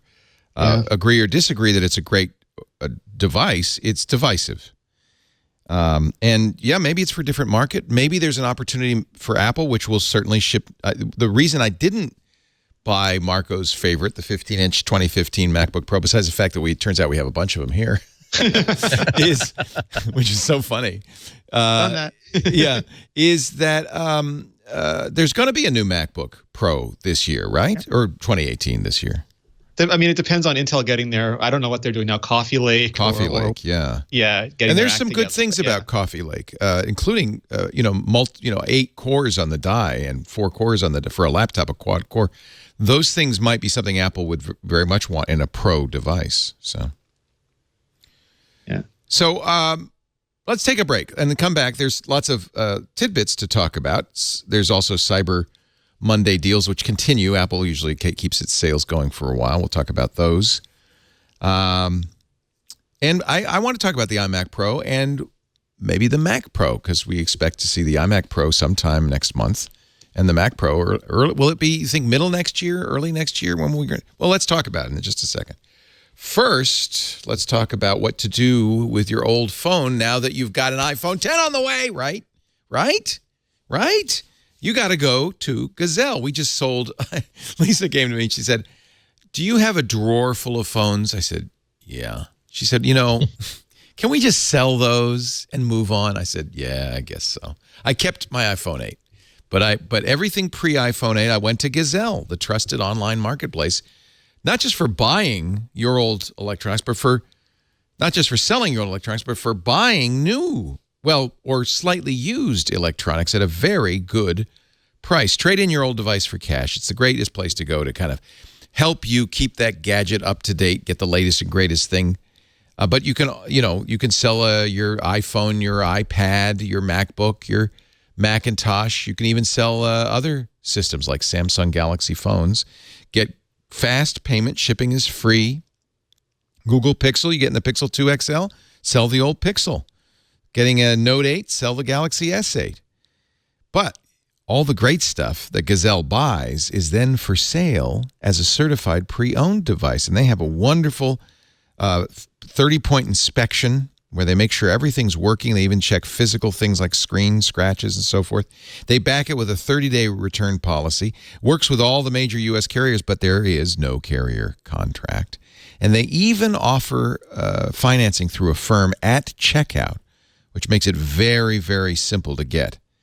Don't miss out on getting the best value on certified pre-owned devices and selling your existing devices for the top dollar at Gazelle.com. Gazelle, Gazelle.com. It's the greatest way to recycle is to sell it, right? Get some money for it. Gazelle, give new life to used electronics. Trade in for cash or buy certified pre-owned at gazelle.com today. And by the way, our experience selling our stuff to them was great. It was really great. What they do is you estimate how worn it is and the situation. So like I had a crack in my iPhone 7 Plus screen. And then they will say, nope, we're going to give you more money, or yeah, you're right. Or sometimes, nah, it's worse case than you suggested. But they're very generous. And I have to say, we've many times now have gotten more money than they quoted us initially. So I really like Gazelle. GAZELLE.com. It's where all my old stuff goes. Maybe you'll get one of my old phones. Go to gazelle.com. So before we talk about what we're going to buy next year, can we talk a little bit about the deals? These were Cyber Monday, Black Friday deals, but do they continue on? Apple Insider has a list. 13-inch Touch Bar Mac, $19.99. Loaded. I think we'll see them come and go throughout the holidays. Yeah, I think that and a lot of times Apple's not known for the best deals ever, right? Should you you get gift cards. You got gift cards. You got gift cards. Would it be better to go to Walmart or Best Buy and try to get a deal? I mean, Walmart was offering the iPhone 10 with a $300 Walmart card. Both Best Buy and Walmart both had the AirPods at a discount, which I've never seen before too. So I think often resellers give you better deals. Yeah, just keep your eyes open, because sometimes it's because they really want to sign you up they want to get your address and your phone number and stuff for some sort of a buying club. I don't know about the Apple deals, but there are other like Google deals where we'll give you a crazy deal on like the Google Home, where it was basically like the cost of an AOL sign up CD. It was so cheap, but it wasn't a rip off, but it was basically if you link your account to this, which is certainly worth the cost of acquiring new data for them. So just keep your eye open. And then, actually, I'm just getting some breaking news. I'm going to go to the Twitter right now. And Lemmy Orhan Ergin, who is just tweeted something kind of scary. This is a security flaw that affects High Sierra, the latest version of macOS. Be assured the bad guy would need physical access. And of course, when somebody has physical access to your machine, lots of bad things can happen. But this one's a bad one. I'm sure Apple will push out a fix very quickly. If you go to users and group in the system preferences, it's locked, right? Click the lock to make changes. Use the word root as username. No password. First time might not work. Second or third time it will. You're going to get... Yeah. And that's not the worst of it. He's just using that as an example. You can actually log in to a locked machine, according to him, using the same technique. So if you come up to a machine that's locked, enter the word root, and then apparently the root password is blank. And root, by the way, just so you know, is a super user in Unix operating systems. It means you could do things. I'll give you a little. Here's a little tip. If you do get in as root, go to the terminal and type RM. God, am I glad to have switched to Windows? All right. Well, maybe I'm just going to keep this Windows machine plugged in for things other than podcasts. RM-RF star. Just hit return, and the entire hard drive will be erased. Yeah. And there you go. That feels good. I mean, famously, the original iOS, it was root Alpine for everybody. Yeah. This is, first of all, I'll say it again. I'm glad Lemmy found this. I'm glad he tweeted it, I guess. Might have been nice to tell Apple before you tweeted it. Apple first, yeah. That's kind of the rule in the security field. But Apple will certainly push out a fix to this fairly quickly. And remember, if somebody has physical access to your system, you're screwed in many ways, although this is a particularly bad one. Listen, this is about as bad as we were all having great fun talking about the calculator bug. Yeah, no, this is kind of bad. Really super. I'm sure bad. Steve Gibson will have some fun with this later in this show. I didn't try it yet because I'm podcasting, but there's so many people who said that they got it working. Yeah, I think we've tried it here. Patrick Delahanty tried it. It worked on his system. Yeah. So.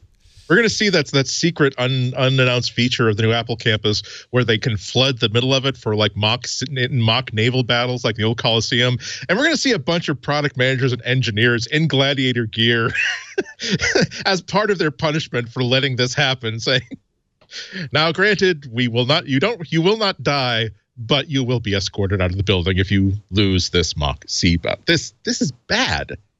This is very, very bad. Not good, because, of course, if you work in an office... Apple should feel very bad about this. Yes. Apple should there should be an email.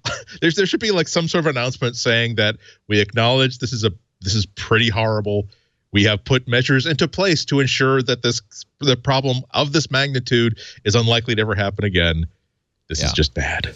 But the good news is if you forget your password, there you go. You just log in as root with the no password, and do you remember there was an iCloud keychain bug a little while ago too, where it would mislabel the files, and you could it would mislabel the fields, and it would give you the wrong. It would just show the password. It seems like there's something went really goofy around High Sierra security at some point. Wow, High Sierra has been. I have to say, iOS 11 and High Sierra both have had a non-trivial number of bugs and problems. More than is it more than before? More than usual? No, I think iOS 11 it's mostly again current pain, but High Sierra, when you add in the window manager and some of the security stuff, and when you factor in that it was supposed to be a stability release, that was the big marketing thing, that they were going to correct a lot of the problems. I think that's when it becomes problematic. iOS 11, I think there's bugs every version of iOS. I'm never happy with them, but High Sierra seems to have quite a bit more issues than Sierra did. By the way, after you log in, maybe the first thing you want to do is launch Keychain Access. Again, it works on Keychain Access, and you can see in the clear all the passwords stored in the Apple Keychain. You might want to write those down for future use. But hey, have you seen how thin our new MacBook is? Look how thin that is. You might want to take with you when you leave the office. Take the power supply. I don't know. What could you take with you? Take it all. Don't leave your computer at the office. It turns out that the place where the puck is going to be has no security. So before you sharpen those skates, this is really bad. I'm sorry. This is really super bad. It is as bad as it can get. We should be making fun of Apple for this because this is super bad. Yeah. Well, the only way it would be worse is if you could log in over the internet. Now, okay, here's a workaround. Somebody suggested, and I think this might work. Before you leave work, go into the terminal on your Macintosh. Log in as root, which is the command is sudo sudo space su. You are going to log in as a super user. You will obviously use a blank password to do so, and then create a password. Use the word PASSWD, and it will ask you for a new password. You can use blank as the old password and create a new password. Let's see if that works. Patrick, will you try that? Patrick, I wonder if it's a terminal bug though, or it's just in the GUI, because otherwise you'd still need the root password. Let's see. Let's see if that works. Could you also do a firmware password? I don't know if that would help with this. Yes, well, that might be another solution if you have to go home from work today, is to turn on a firmware password. Here's a GIF of it working in German. Oh, there he goes. Nice. Let's start over. So the first time it rejects the blank password, which makes me think maybe it isn't a blank password. So he types root as the Benutzer name and Benutzername and then blank, and that works. And now he's got full admin access to the. That's terrible. That is, you're right, Andy. That's as bad as it can get. The only thing worse would be if it worked over the internet. So that's the breaking news, and we will look for a response before the show's over. We got a half an hour. Maybe Apple will have. Can you keep your eye peeled, Patrick and others, chat room, and see if Apple doesn't want to give him root in terminal with a blank password. Hey, would you bring me my MacBook so I can just play with it a little bit? It could be a GUI. It's a GUI flaw, which is bad because if you could just change the root password, that would fix it. So we're going to buy, maybe not now, an iMac Pro, and I'm just going to get a lock on my office. $5,000. You'll get one, Renee, right? I so badly don't want to spend the money. I don't either. I look at it, and my internal rationalization engine, which humans are so great at, just starts spooling up. But it's space gray is like the most superficial of those reasons. Oh, yeah, there you go. Don't get it because it's space gray. But I mean, it's a first gen, and then next year I'll want iMac Pro 2, and I mean, like, just it never ends, Leo. Yeah, never ends. So let me see if I can log in as. How do you get a? I have to get a blank thing on the login. Switch user.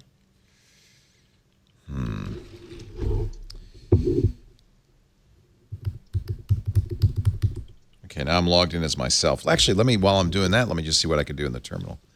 So, all right. So I think everybody's now distracted trying to get the get the Apple response to this, or a workaround. But good news for people wanting an iPhone 10. The shipping shipping estimates are now being shortened as the Foxconn factory ramps up. They can now do, according to Ming-Chi Kuo at KGI Securities, they can now do 500,000 iPhone 10s a day, which, according to my careful calculations, is about 15 million a month. That should, while that probably wouldn't fill 100% of the pipeline, it's a pretty good chunk of it, right? Apple sold, 75 million phones last quarter? Everybody's busy. I'll fill while you're all checking. I'll fill. It's all right. I was just here pouring out a 40 to the memory of Mac security vulnerability. Oh God, this is bad. Let me change to root. Let me just change to root here. This is live radio, people. Live radio. I am now in his root, and I'm going to do PASSWD. Flash from Dallas. Password for apparently root. Official. Apple's reputation as a maker of fine everything died today at Parkland Hospital at 3 minutes past 3 p.m. Eastern Standard Time. I was able to assign a password to the root account. So now I need to exit out and see if that might fix it. That might be good news. So I was able to do the process I described. Let's restart here. Some people are saying enabling root and setting a password mitigates this. Yeah, well, that's basically what I've done. Is if I don't know if I'd enabled root before, but sudo does work. Sudo works on my machine, so I was able to sudo. I pronounce it sudo, but I know people get mad at me. Sudo to my machine. You do the sudo voodoo that you want, Leo. I like Don't sudo. Listen to people. I you like do you. sudo. Do it. Yeah, sudo. I don't want to say sudo. That's dopey. Language is evolving. We don't talk like Queen Victoria. Just get over it, people. There is, by the way, a new beta 4 for developers, so it might be beta 4 fixes it. So Coffeehouse Mac says, "Holy crap! I just used root without a password to get in." So you have to be an administrative account. I was an administrative account. I did sudo. That's switched to switch to root user. And if you do sudo and you have sudo permissions, you can do sudo su, which means switch to root. You'll get that weird root pound sign for your password in your terminal. That means you are root. And then I type PASSWD, which assigns a new password. It does not ask you for the old password, which tells me there isn't a password, right? What I think I have to remember how password works, but my memory is if you have an assigned password to root, it will say, well, what's your old password first? Maybe not, because I am root. But it said new password, and I was able to type a new password in. We'll see. We'll see. And don't forget your root password, kids. Yeah, I'm sorry. I was distracted. Did it work? Yeah, and this is I felt the need to tweet out to my followers that be aware of this problem. If you again, this is bad. Did I say this was bad? This is bad. Hey, I still see the iOS autocorrect bug a lot, especially with celebrities. You see it, Leo? Now there's a new one. So Lady Gaga just the other day tweeted, instead of the letter I, capital I, she got a question mark. Well, there's now a new one that turns IT, the word it, into IT, short for information technology. This is probably the same. You explained the mechanism, Renee, which I thought was quite interesting. And it's probably the same one. it's machine learning gone rogue. The idea behind the new QuickType keyboard was that if, like, let's say Leo and Andy and I decide that we're going to make shui the new popular Batman Beyond derived cool word, and we all start using it, and then other people start using it, you don't want to mark that as a spelling mistake, and maybe you want to start offering that as a suggestion. So you learn from all these people typing it, and you improve. You create like this cloud-based system that then shares it. It sort of propagates through the QuickType keyboard ecosystem. So the next time Alex Lindsay is going to type, this is really, it'll offer shui as like one of his choices. But when you get something wrong, like that Bitmoji break character or this I.T, it starts propagating, and it's like, oh, everyone typing it really means IT. We'll just offer that as a helpful correction. Wow. And there needs to be something in there, like an ML sanity check maybe, that says, no, not this one. This one's bad. Revert it. Because otherwise Stephen Colbert is going to come up with something hilarious to do with this, and I just don't want that to happen. All my followers replace hi with the poop emoji. The fix is to go. Does it work now? On this article, I see that sometimes it works, sometimes it doesn't. To go into autocorrect, and what do? You enter something you have for two options. You have two options. Yeah, you can go into text replacement, which is settings, general keyboard text replacement, and then you just type in the regular word IT so that it replaces it. Or you could. Some people are just resetting the autocorrect dictionary. And again, some people are saying it works, some people don't. I've had luck doing the text replacement version. I've also had luck just being hilarious on Twitter. So, well, good on you. I didn't mean it. Good, I didn't mean it. I still see that a question mark. So that, but like I said, it tends to be with famous people who obviously aren't updating, and because and Apple, I guess, will push 11.1.3, right? Or is it 4? Where are we now? 11.1.2, right? So we get 11.1.3. You don't know because you're on the beta. All the beta, yeah. But I mean, the beta. The last time the beta got, I don't know. Do we call this machine learned poisoning? Maybe Steve Gibson will have a name for it. ML poisoning, but it infiltrated the beta eventually too. It's really interesting. I mean, on the one hand, you do want that. I don't know how you fix this. I mean, I think kind of, collaborative autocorrection is an interesting idea, but it clearly raises issues. Apple says we're not done spending. Very famously, earlier this year, they announced they were going to spend $1 billion on original content for Apple Music, to which Netflix said, we're going to spend $8 billion. Now, according to Loop Ventures analyst Gene Munster, Gene Munster's back, in Variety, he says Apple is going to spend, by the year 2022, $4.2 billion. Wow. There's just something about Apple and television that Gene Munster finds so compelling. Yeah, he's the guy who kept saying Apple's going to do a TV, honest. I predict by the year 2024, Apple will spend $1 trillion on original content. Anybody can say that. What does it mean? Well, they kind of sort of did, because they made Final Cut, and Final Cut, they made 3 movies on it. If you haven't ordered your 4K Apple TV 64 gigabyte version, you're probably going to miss Christmas delivery. It's only $100 more for the doubling the RAM, storage rather. So might as well do it, right? I got the 64. Who knows? If I'll ever use all of that storage. If you put a lot of apps on there, maybe. Yeah. I still can't get too excited about the Apple TV. Too good. If you have a 4K TV, it really looks good. I'm really happy with how it looks. And the HDR is so good. Yeah, I love HDR. The HDR is really good, but I mean, as opposed to like getting value for money, and I would at least look at the Roku instead. I certainly wouldn't look at the Android TVs are nice too, but not as big an advantage if you're running Apple. Only iOS. Reason that you would want an Apple TV is if you buy stuff on the iTunes Store.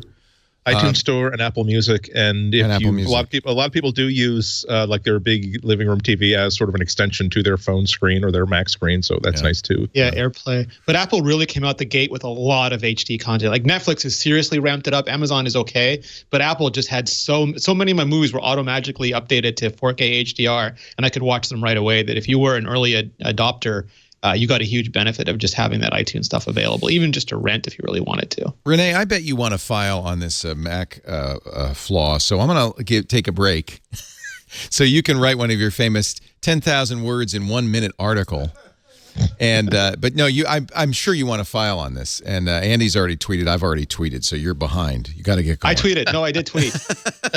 Everybody's tweeting to their followers. God dang it! Don't leave your Mac alone.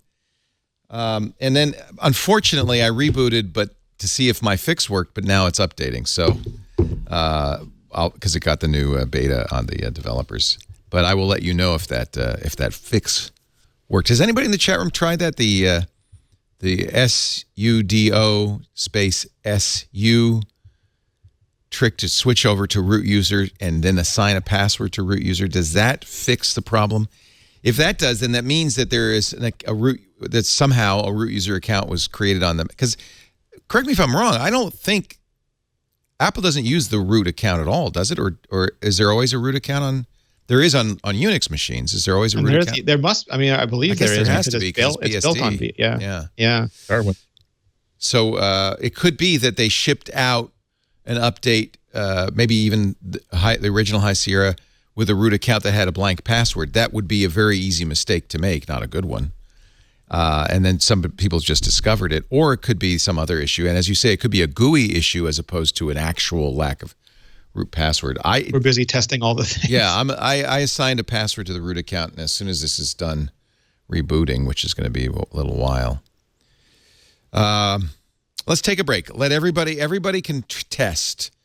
I shall continue on. I shall soldier on while everybody scrambles. While you run through your office I'll lock looking for myself out of unattended MacBooks. Fortunately, I'm using Linux in my office, and I'm using Windows here.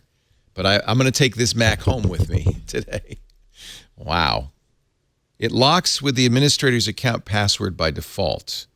Yeah, that doesn't solve the problem. The problem is if you switch users to the root user, you can unlock it. Wow. Our show today brought to you by Rocket Mortgage, Quicken Loans, best lender in the country, fabulous folks out of Detroit. Just really techie, smart, sophisticated, and by the way, beloved by their customers. Number one, according to J.D. Power in customer satisfaction as primary mortgage originators and for mortgage servicing every year. You know, I noticed they just added 2017. We just got the 2017 award, so that's 8 consecutive years since 2010, number one in customer satisfaction. Thank you, J.D. Power. So I don't have to even say it. It's a given. They're great. But I like them even more because they also have a product for us geeks. See, some people, maybe even you, like when you're getting a home loan or refinancing, like going to meet the lender, go to the bank, like to put on a suit and tie and say, or, you know, a nice dress and say, I need money.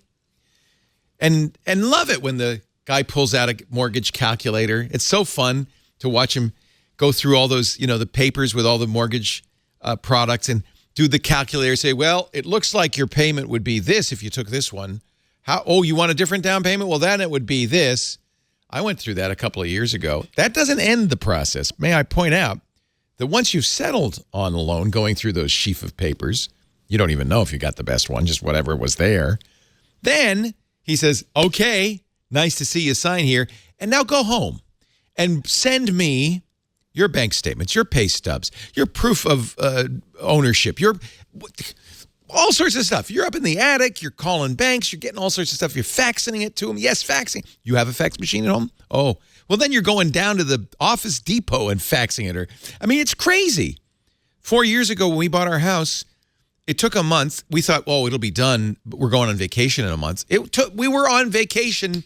We had to call Lisa's sister, Debbie, and say, could you fax them this? Could you send them that? Got to the point where it took so long, and this is from the number one lender in the country, by the way, the one everybody knows, the big bank. It took them so long, we almost lost the house. The seller said, guys, are you going to buy this or what? Rocket Mortgage. This is welcome to the 21st century. First of all, you could do it at the open house. You don't have to go see the banker. You just go to rocketmortgage.com/MacBreak. You answer a few questions. They have trusted partnerships with all the financial institutions, so you don't have to find your pay stubs or your bank statements. You just say, yeah, that's me. I give you permission. Access my financial information. Boom, bada bing. They crunch it. They've got all the different loans in there. You tell them, it's completely transparent. You say, this is what I want for a down payment. This is the term I want. This is the rate I want. Based on your income, your assets, and credits, within minutes, they're going to analyze every option available, find the run that's right for you, and say, is this the loan you want? You say yes, and bada bing, bada boom, you're approved just like that. Within minutes, you could still be at the open house and show the realtor, yeah, we have the loan, so we'd like to make an offer. Rocket Mortgage from Quicken Loans. This is power. This is modern. Apply simply, understand fully, and then mortgage confidently. Equal housing lender licensed in all 50 states and MLSConsumerAccess.org, number 3030. Thank you, Quicken Loans, for bringing this mortgage approval process into the 21st century. No paper, just your phone, your tablet, your computer, and rocketmortgage.com/MacBreak. rocketmortgage.com/MacBreak. We thank them so much for their support of MacBreak Weekly. This is a product for all of us geeks. Okay, guys, the results of your research. They're typing. I mean, right now it's in turbulence where people are saying if you set the root password, it works. And other people are saying, no, it doesn't. They're saying, yes, it absolutely does. No, it doesn't. Firmware does. No, it doesn't. Well, I would certainly try that. Yes. That would be the first thing to do is to... You put it, apparently putting it in concrete and just pouring over it. Let's keep it secure. Unless they have a jackhammer. Yeah. Also, that's a good thing to do. I mean, there are all sorts of weird little things in High Sierra, but this is not a weird little thing. And by the way, I'm sure Steve Gibson, who watches this show, is and he has an hour before Security Now begins. No pressure, Steve. No pressure, Steve, but we need a fix. I'm going to all the Apple sites. Nothing. Nobody knows anything yet. In fact, I don't even. Literally a 0 day. It's like in the worst sense of the word. It's just happened, and I'm glad it happened during MacBreak Weekly, so we could at least the people who watch live can get warned. And if you're just listening now, maybe there's a fix by now. If you are listening and you discover a problem like this, please go to Apple first. They have a bug bounty program. They will give you actual cash money to tell them before you tell Twitter. Yeah, I'm sorry that the Lemmy, the guy who well, I'm not sorry. I'm glad he revealed it. Yes. Because frankly, it's okay. So let me see. So I'm going to switch user, right? And I should be able to get a blank. I want a blank. You see, I guess this is part of it. It depends how you set up your login, right? How can I get a login to a blank? Oh, here's other. Maybe if I do other. Oh yeah, let's try it. Root blank. No, it didn't like it this time. Let's try again. One more time. Nope. I think setting a root password might be the fix. Let me try. I think you set a root password and then you disable root is what they're saying now. Well, but I'm not getting into the blank password. Let me try the root password I entered. God, I hope I remember it. Although some people have to enter like the blank over and over and over again. Yeah, I did it 3-4 times. And now logging in with the password I assigned. So, at least on this, now this is the latest developer beta. I just updated. Yeah, it's now doing setting up your Mac. So I wasn't able to get in with a blank, root blank. Tried 4 times. Maybe you have to try 5 times. I don't know. But as soon as I entered the root password I had assigned in terminal, it worked. So that my sense, at least from this, I could log out again. Maybe I'll log out again. So you think it's using the root password as the login password?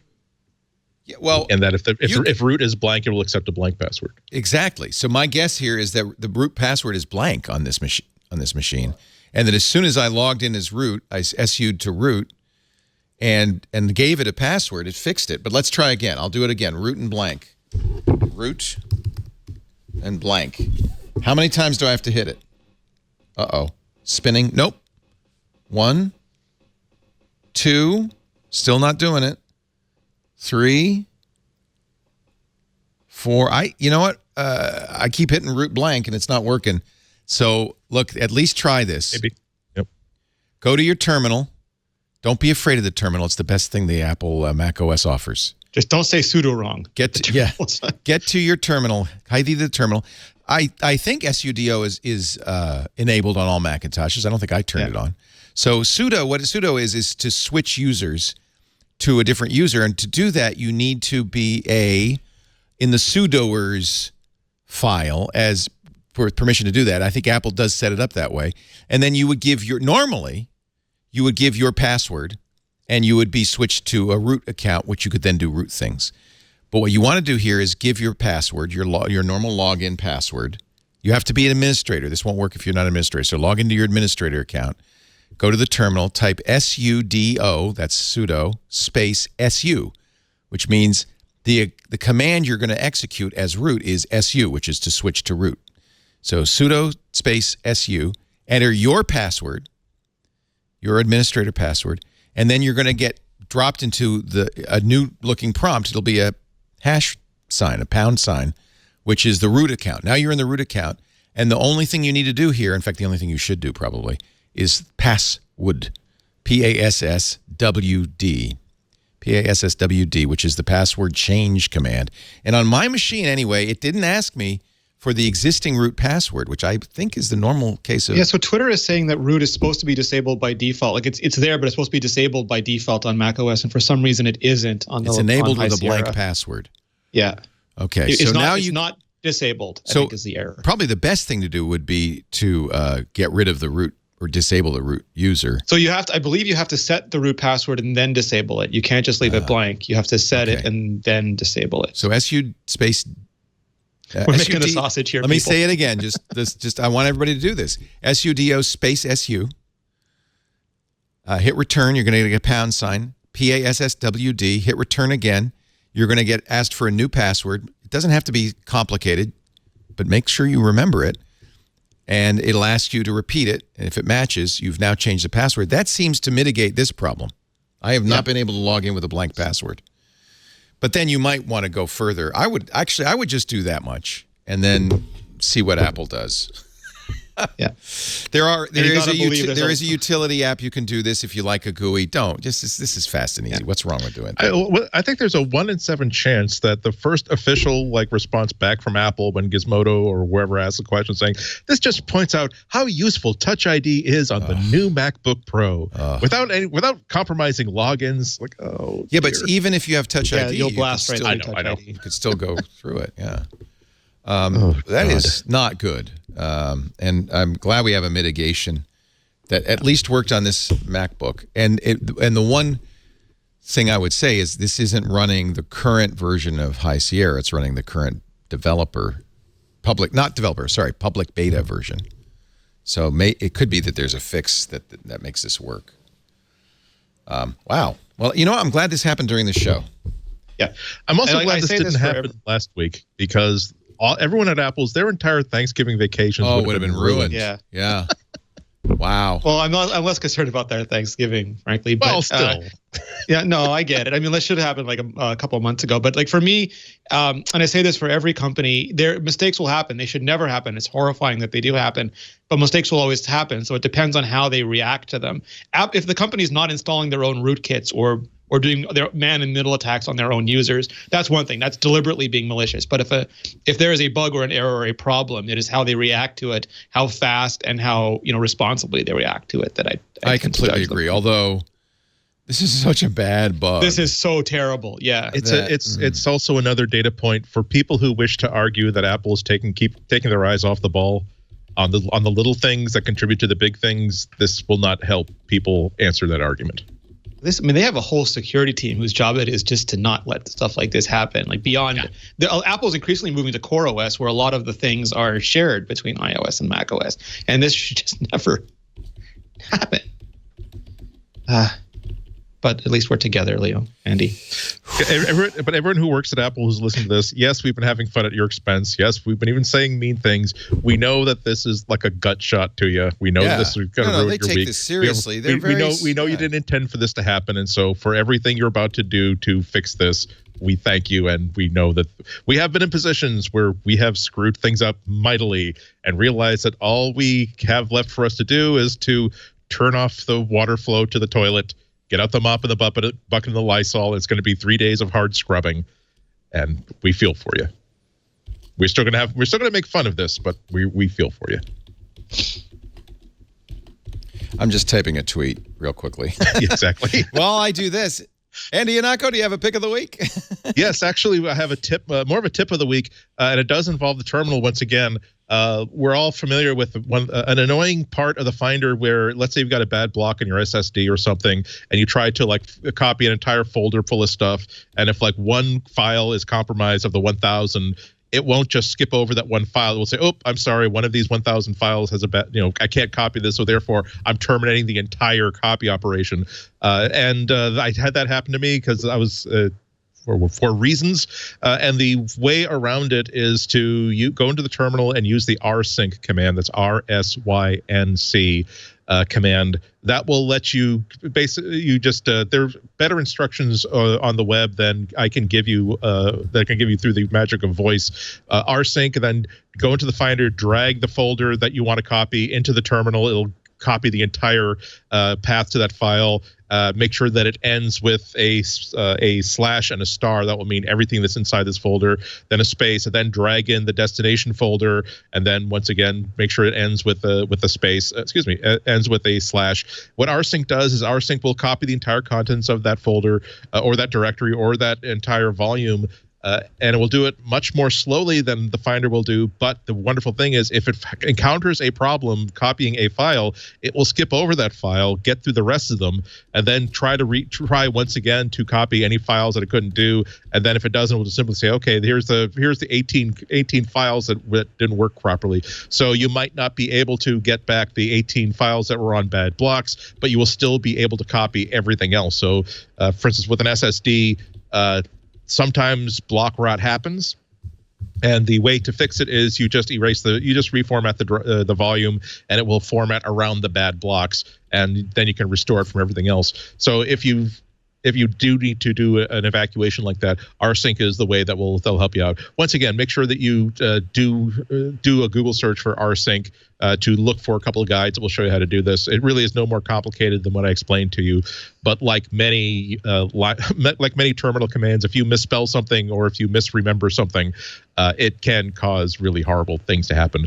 As a matter of fact, I'm just remembering that I forgot to tell you to use the -AV switches that tell it to keep all the file permissions that were there originally, and also go recursively through any subfolders. Like I said, if you do a web search, you'll be able to actually cut and paste these commands. It'll be a lot safer. So it's a good thing to have in your hip pocket whenever you run into these problems. Well, we've learned a lot today. SU, password, and rsync. Today's episode brought to you by the letters SU. rsync is a fabulous tool because it only updates the changes, so it's very network savvy, which is really good. If they're that gives me an idea for doing a column just based on, here are 6 Unix commands that you keep in your hip pocket. rsync is one of the Unix commands that it doesn't just do copies. It can also do things like, it can be like your backup utility, because like you say, it will just keep these 2 directories in sync. It will just update changes. And oftentimes you find that you can use it for just being your regular network backup. If you have a network volume, for instance, in addition to Time Machine, in addition to Super Duper, maybe there's a directory that's really, really super 12 times super important. Set up an rsync so that it will automatically keep those folders in sync across the network over every day or several times a day. Like I said, just look for more information on rsync. It's the difference between being the guy or the woman in your family who knows a lot about Macs to the guy or the woman, oh my God, she's a wizard. I had this problem that even the guys at the Apple store didn't know how to fix it, but she fixed it. It's one of the reasons I love the Macintosh and I miss it, is that command line interface, that terminal. I use iTerm instead of the Mac terminal. You have Unix at your fingertips. One of the very first things that an Apple engineer told me about macOS 10 before it was released was that we feel as though if the Unix is there and if you don't look for the Unix and you find it, we will have failed. But if you look for the Unix and don't find it, we will also have failed. And that's why the terminal is such a really great part of the experience. I should mention, a lot of these command line utilities on the Macintosh have GUI front ends. Handbrake, for instance, is a front end FFmpeg, which is a very useful command line utility. There are a number of tools that give you GUI front ends to rsync. ChronoSync is the one from Econ Technologies that I use. Somebody mentioned Carbon Copy Cloner. I'm not sure if that uses rsync, but I wouldn't be surprised, because rsync is such a great tool.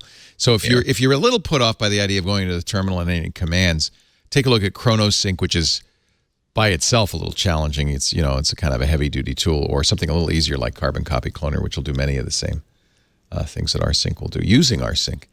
And now, my friends, I give you... Oh, and you can always type man rsync. Just read the manual pages, and you should be fine. Now it's time for Renee Ritchie's Pick of the Week. So mine comes courtesy of Serenity Caldwell, because this time of year, like I said at the beginning of the show, it goes down to freezing. Like it was, I forget what the Fahrenheit was. It was -6, -10 most of the week, which is below 30 Fahrenheit. And it was just so cold. And we have touchscreen phones, and usually you have to have your fingers or capacitive gloves. But one of the other things that you can do, and what's popular with some people, because sometimes they find the capacitive gloves to be fidgety, is just to bring a stylus with you. And yes, if you saw a stylus, you blew it, whatever. And there are one more thing to carry and lose. But when it is freezing and frigid outside, and you don't have capacitive gloves, or you want to wear mittens or whatever, having a stylus is a really convenient way of still using your phone while you're waiting at a bus stop or a train stop, or for an appointment. Anytime you have to be outside, which bless you if you have to be outside, but if you do. And she recommended the Jot Mark. I just asked her what she thought the best stylus for using in winter would be. And you don't want anything that's too finicky or too, you're not looking for pinpoint technical drawing accuracy here. All you're looking for is something that will push the damn button when your hands are frozen. And this does a great job of that. It's easy to hold, even with gloves. It's got a big fat tip at the end of it, so it's easy to just jab at the screen. So whether you are, again, you're checking Twitter, while you're at the bus stop, or you're out doing a Ho-Oh Pokemon Go raid, because that just launched in the middle of at the end of November for no particular reason, and you need to keep your gloves on while you're using your iPhone, your Android phone, your tablet, anything. Why are you using it outside? Because Leo, we have to go outside. You have to go outside. I mean, I would you stay can try inside to if it's below zero. We try to avoid it, but this is Canadian. Because it doesn't matter how old you are. Sometimes it's so cold you just want your mom to come pick you up from hockey practice. I don't want to walk home, Mom. It'll get to -40 once or twice a year, and then you go outside and your face hurts. And that I understand. If you can possibly help it, don't go outside. But we just couldn't function if we didn't go outside when it hit zero. You just have to do it. So this is a way. Capacitive gloves are great. I think I have North Face ones. They're terrific. But if for some reason they don't work for you, or you find that the capacitive tips wear off or fall off or whatever, a stylus is another option for you to try. My pick of the week comes from 1988. It is the Apple Extended Keyboard with fully depressible buttons and a complete function key row. I would open it up and show you, but that would completely depreciate the value on the eBay Is it market. Mint in the box? Is it mint in the box, Leo? It's mint in. It's not mint in the box. New old stock. 1988. It's new. It's new to you. John Gruber is salivating right now. Ooh, look at. Of course, you know who it is. It has all this. Alex Gumpel, who is the #1 Windows user in the studio, our studio Flow Master. But for some reason, he collects antique Apple gear. This one's so old that the plastic has yellowed everywhere except where there was apparently a template over the function keys. You need the peroxide treatment. There you go. There is a chemical you could put on this to unyellow. Oh, listen to that. That's what typing used to sound like, kids. Go, Leo, go slower. Close to the microphone and slower. There you go. There you go. That's the stuff. Alex, thank you for bringing out the goods here. This is beautiful. You know what? I would use this if I had this. This is kind of comparable to the old IBM keyboard or the North Star, North Star Omni keyboard. Those great buckling key switches. Now, those were switches, my friends. That's when men were men and keyboards were afraid. Ladies and gentlemen, we have concluded this edition of MacBreak Weekly in the nick of time. I thank Renee Ritchie. Freezing in the Great White North for you. Yes, he's got his Apple II. Yes.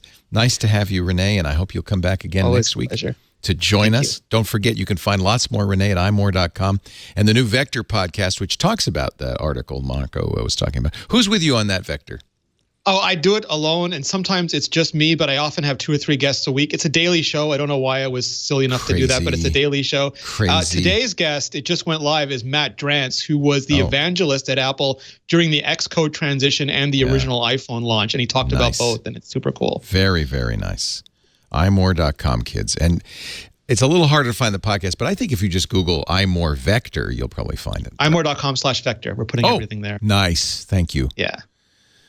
Mr. Andy Iannacco, his work at the Chicago Sun-Times is never done, but you'll find many of his goodies on his website, cwob.com. Don't forget his Flickr account, Andy I, his Instagram account, Iannacco, Ihnatko, and his Twitter account, same name.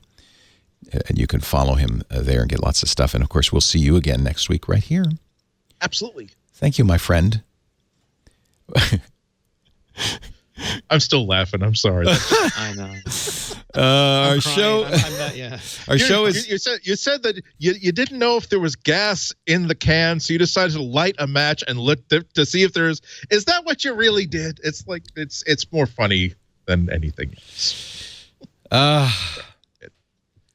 Our show today and every week is on Tuesdays at 11 a.m. Pacific, 2 p.m. Eastern Time. That's 1900 UTC if you want to watch live. And if you do, please join us in the chat room because you help us out with things like this. irc.twit.tv, things like that. Root exploit. irc.twit.tv. If you can't be here live, we do make on-demand versions of everything we do at Twit available. Audio plus video if you like to watch. I like to watch. Just go to twit.tv/MBW for this show. You can also subscribe. In fact, I think you should subscribe. Use Marco's Overcast or Pocket Cast or Apple's podcast app, whatever you use. Just look for MacBreak Weekly. Press that subscribe button. That way you'll get it each and every week. Subscribe is free. There's no charge. We just want to make sure you hear us every week. Thank you for listening, and we'll see you next time. Now back to work because break time is over. Bye-bye.